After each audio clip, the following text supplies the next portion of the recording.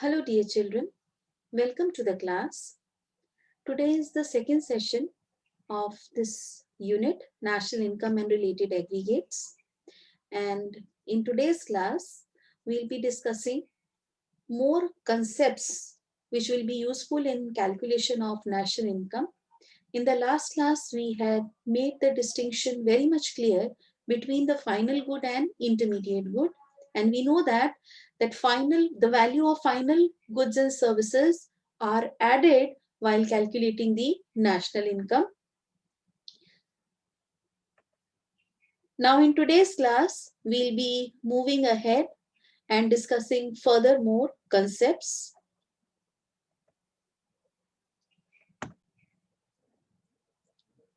Now the first concept which we are going to discuss is the distinction between the consumption good and capital goods.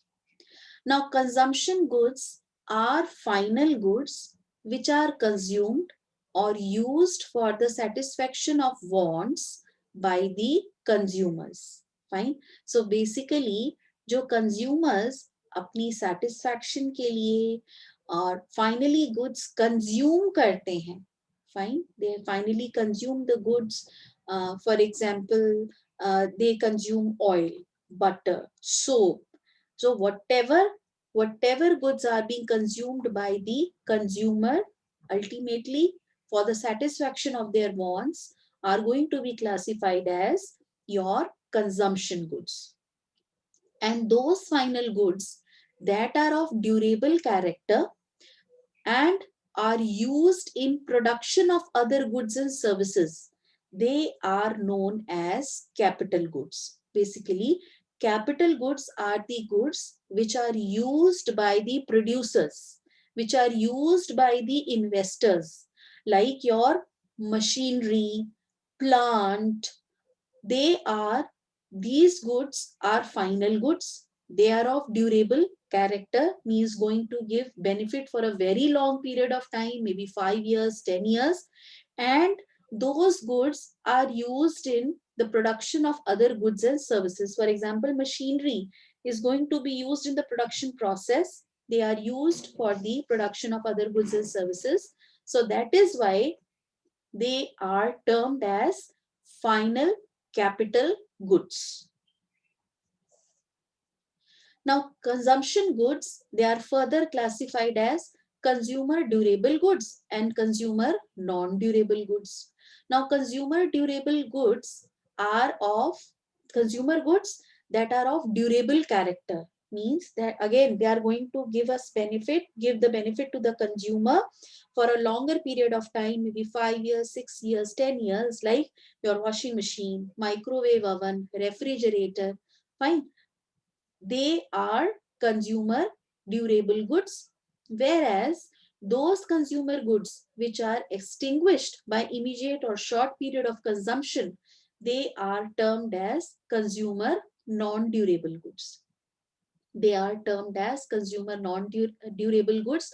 Why? Because they get exhausted in a very short period of time. But they all are final goods categorized under consumption goods. Now, capital goods or investment goods or producer goods are durable goods.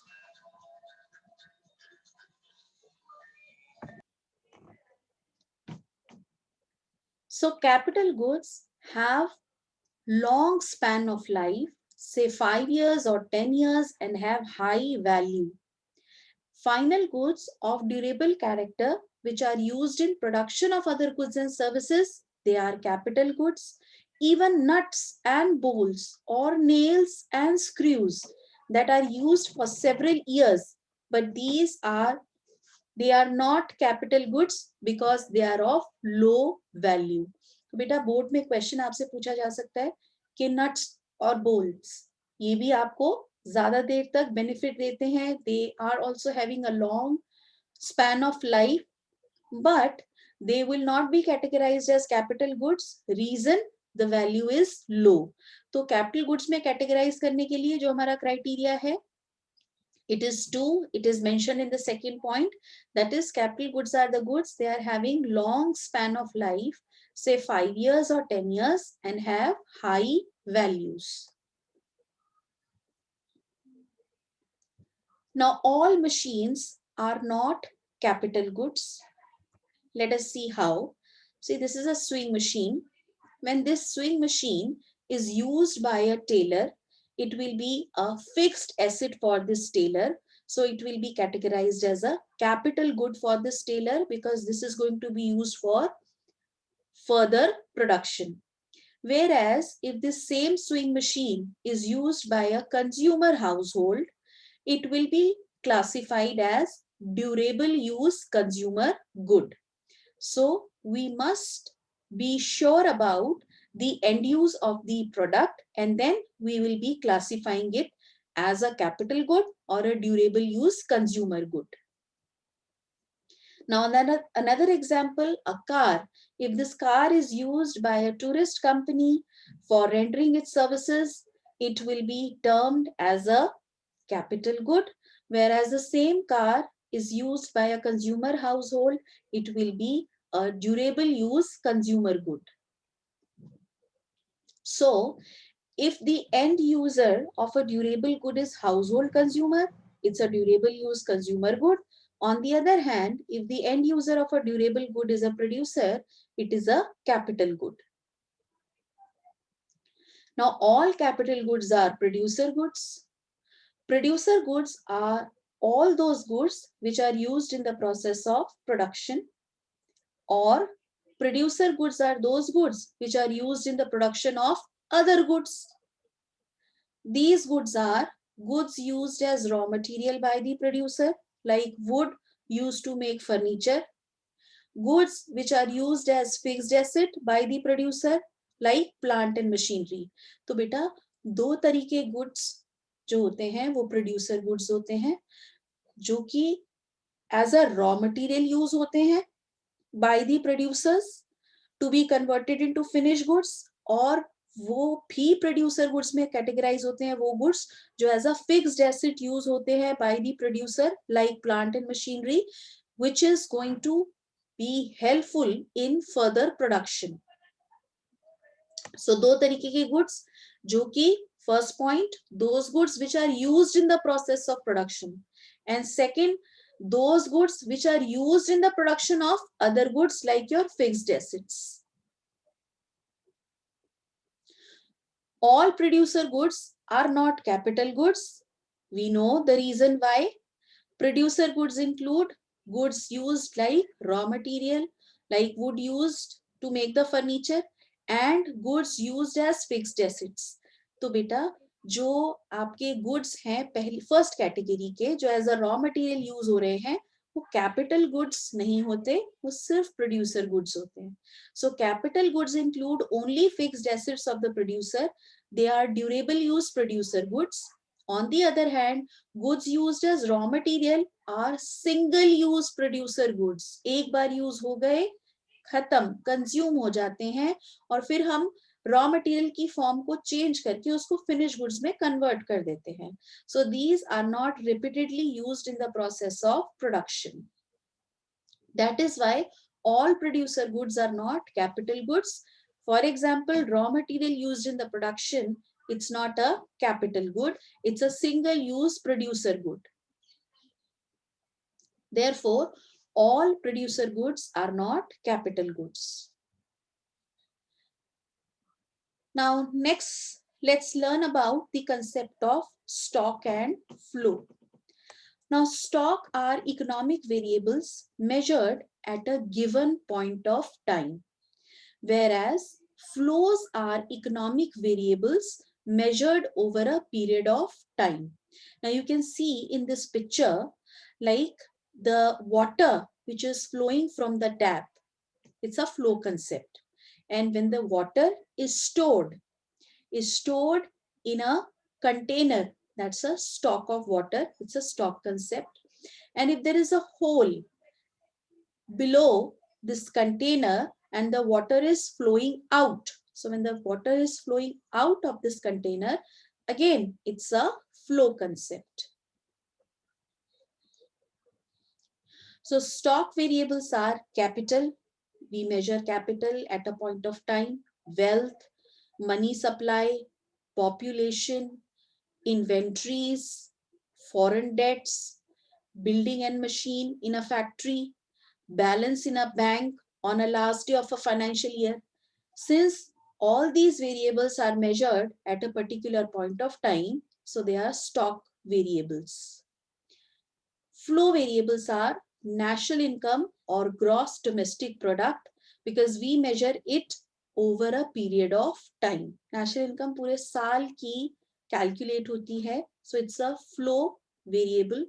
Production or output, sales, savings, expenditure, profit and losses, export and imports, net capital formation or net investments, depreciation and interest, change in inventories, change in money supply. See, the total money supply available at a point of time is a stock concept, but change in money supply over a period of time, it's a flow concept. Again, I'll repeat, you can see money supply at a point of time is a stock concept, whereas change in money supply over a period of time, it's a flow concept. Same way, inventory measured at a particular point of time is a stock concept, whereas change in inventory over a period of time, it's a flow concept.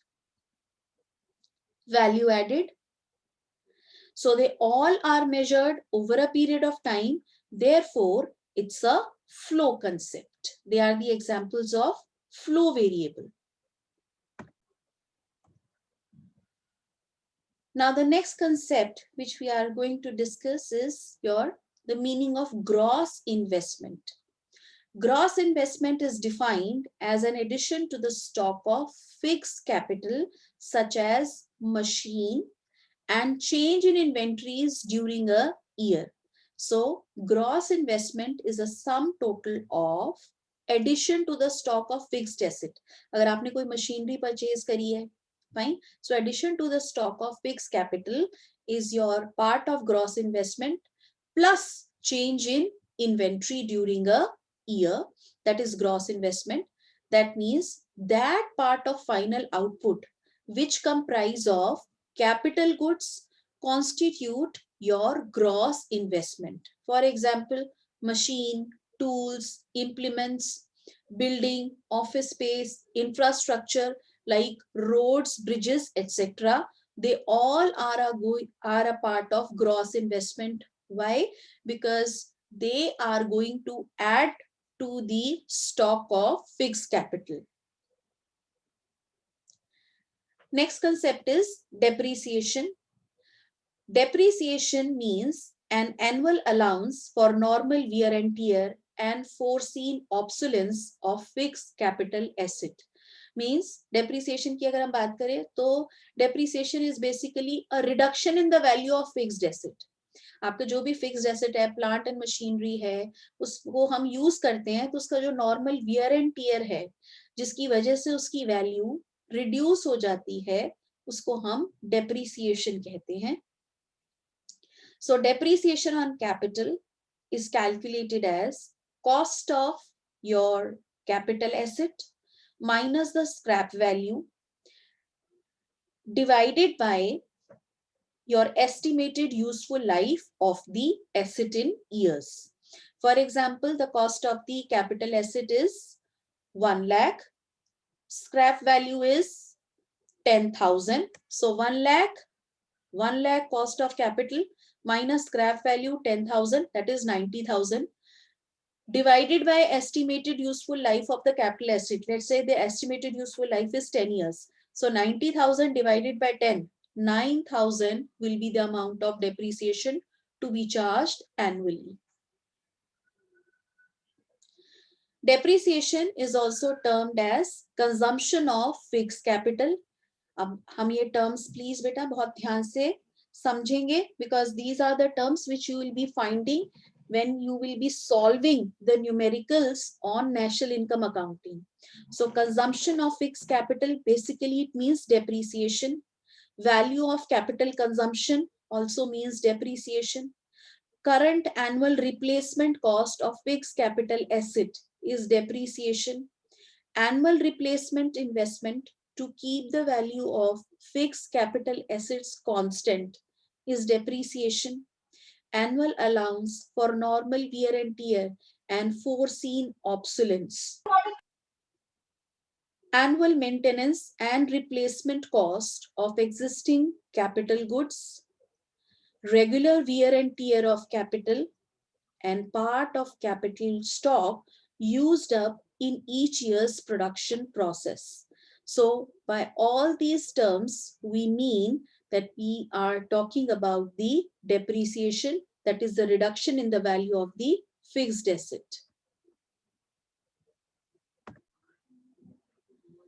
The next term is capital loss, and capital loss is unexpected, unforeseen obsolescence or sudden destruction or disuse of capital, as can happen with accident, natural calamities, or other such extraneous circumstances, means which are not there in our hands. So basically, if the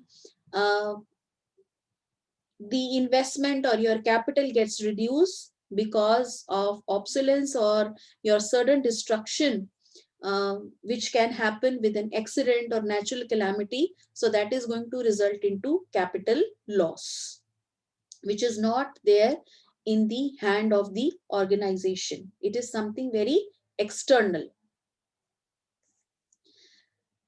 Now the next term is net investments. Net investments are the new addition to capital stock in the economy. Means, see, if we subtract depreciation from gross investment, we will get net investments. So net investments are nothing. They are defined as capital formation, a gross or net addition to capital stock. And whenever we subtract depreciation from a gross item, we are going to get net. Fine, we are going to get the net figure.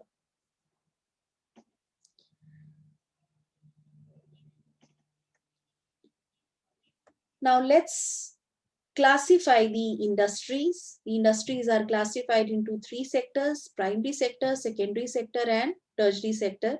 I think this classification we are learning since our middle classes. Primary sector includes production units exploiting natural resources, for example, growing crops, fisheries, animal husbandry. Secondary sector includes production units which are engaged in transforming one physical good into another physical good.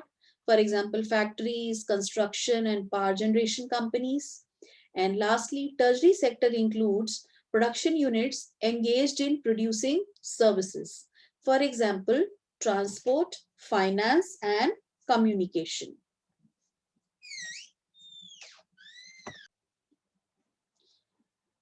Now, the next concept is indirect taxes. Taxes imposed by government on production and sale of goods and services are indirect taxes. It's a tax where the payer and bearer of the tax are different people. Like GST is paid by the consumer, it is collected by the seller, and finally deposited by the seller to the government. तभी हम उसको indirect tax कहते हैं कि जो consumer है, services को enjoy करने वाला या गुड्स को कंज्यूम करने वाला, the tax is paid from his pocket, collected by the seller, and the seller is going to deposit that tax to the government. Imposition of indirect tax by the government increases the market price of goods and services. जब indirect tax levy होता है तो market price goods और services की increase हो जाती है. For example, GST, custom duties, export duties, and import duties are the example of indirect tax. जब indirect tax impose होते हैं तो market price goods की increase हो जाती है. Subsidies, it's a form of financial economic assistance given by the government to the firms and household with a motive of general welfare. तो subsidies क्या होती है? फाइनेंशियल या इकोनॉमिक असिस्टेंस होती है जो कि गवर्नमेंट देती है, किसको? प्रोड्यूसर्स को या हाउस होल्ड को, और अल्टीमेट मोटिव होता है social welfare. It reduces the market price of goods and services. जब सब्सिडीज देती है गवर्नमेंट प्रोड्यूसर्स को या हाउस होल्ड को, तो उससे मार्केट प्राइस गुड्स की रिड्यूस हो जाती है. इनडायरेक्ट टैक्स से इंक्रीज हो जाती है और सब्सिडीज से मार्केट प्राइस डिक्रीज हो जाती है. For example, interest-free loan to the firms, grants, subsidy on price of cooking gas. So they are all the examples of subsidies. Now the last term for the day is net indirect taxes. Net indirect taxes are nothing but indirect taxes minus subsidies. Market price is equal to factor cost. देखिए बेटा, market price हम कैसे calculate करते हैं? Factor cost is the total cost of production. उसके अंदर अगर हम इनडायरेक्ट टैक्सेस ऐड कर दें जिससे आपकी मार्केट प्राइस इंक्रीज होती है, और सब्सिडीज को अगर रिड्यूस कर दें जिससे मार्केट प्राइस रिड्यूस होती है, so we are going to get the actual market price which is charged. यानी कि मार्केट प्राइस कैसे बनती है? Factor cost. Factor cost is the cost of all the factors of production which are used for the production of goods and services. So it's the factor cost plus indirect taxes minus subsidies. And indirect tax minus subsidies is going to give us net indirect taxes. So another formula for calculating the market price is factor cost plus net indirect taxes. Now, if I need to calculate the factor cost, then what should I do? I should subtract from the market price indirect taxes and add subsidies. अब आप देखिए, अगर market price factor cost मुझे कैलकुलेट करना है, तो if indirect taxes is going to change the side from right hand side to left hand side, तो market price minus indirect taxes minus subsidies है, ये साइड चेंज करेंगे तो ये प्लस सब्सिडी हो जाएगा. So the formula is market price minus indirect taxes plus subsidies. अब बेटा अगर मैं माइनस कॉमन निकाल लूं यहां से, इनडायरेक्ट टैक्सेस में से अगर मैं माइनस कॉमन बाहर निकाल लूं, ब्रैकेट में डाल दूं, तो what will I get? Market price minus indirect taxes minus subsidies. Fine, minus मैंने बाहर निकाल लिया. See what I mean to say is, देखिए बेटा, अगर मैं यहां पर, है ना, if I put this into bracket and instead of this I'm going to put a minus sign, because minus into minus is plus. Fine. And when I'll open the bracket, I'll get the same thing, market price minus indirect taxes plus subsidies. And indirect taxes minus subsidies is net indirect taxes. So the another formula for calculating the factor cost is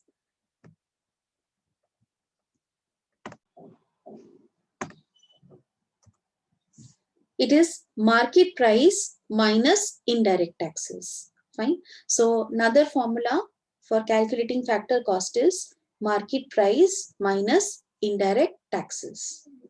So the in nutshell, if we conclude, अगर बेटा हम gross में से depreciation को minus करते हैं, we get the figure of net. और market price निकालने के लिए फैक्टर कॉस्ट में नेट इनडायरेक्ट टैक्सेस ऐड होते हैं, और फैक्टर कॉस्ट निकालने के लिए मार्केट प्राइस में से नेट इनडायरेक्ट टैक्सेस सबट्रैक्ट होते हैं. और नेट इनडायरेक्ट टैक्सेस होते क्या हैं?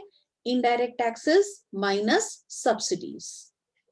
I hope that the concepts which we have discussed today is clear to everyone. We are going to take up the concepts further in the next classes. Kindly revise these concepts again before the next class. That's all for today from my side. Thank you very much.